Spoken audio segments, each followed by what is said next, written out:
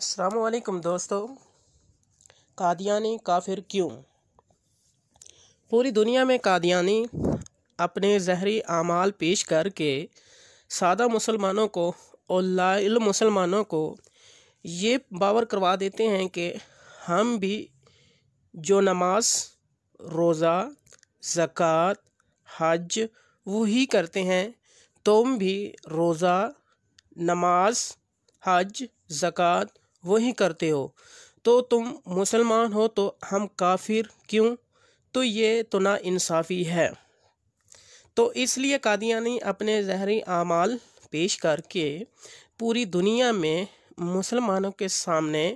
مسلمان بننے کی ایک ناکام کوشش کرتے ہیں اور سوال کرتے ہیں کہ ہم کافر کیوں ہیں؟ تو مسلمان بھی ان کے زہری اعمال دیکھ کر اس بات کا جواب نہیں دے پاتے، اور قادیانیوں کی ایک ترتیب ہے کہ جو 95% سے بھی زیادہ عوام کو تو پتہ ہی نہیں کہ ان کے عقائد کا، تو وہ عوام کے سامنے کبھی بھی بحث و مباحثہ نہیں کرتے،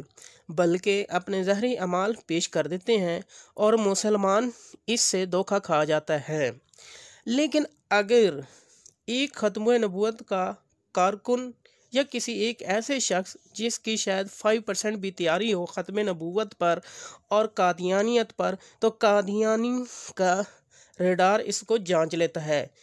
پھر وہ اس کے ساتھ بحث و مباحثہ کرتا ہے اور قادیانیوں کو ہم کافر تو کہتے ہیں، اس کا جواب یہ ہے کہ ہم تمہیں تمہارے نماز، روزہ، حج، زکوٰۃ کی وجہ سے نہیں بلکہ ان کفریہ عقائد کی وجہ سے قرار دیتے ہیں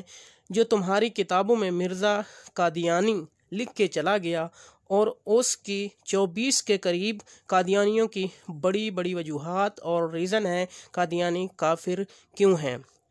قرآن مجید کی توہین کرنے کی وجہ سے، اللہ پاک کی توہین کرنے کی وجہ سے، تمام انبیاء علیہ السلام کی توہین کی وجہ سے،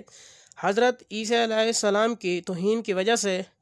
حضور صلی اللہ علیہ وسلم کی توہین کی وجہ سے، صحابہ کرام رضی اللہ تعالیٰ عنہ کی توہین کی وجہ سے،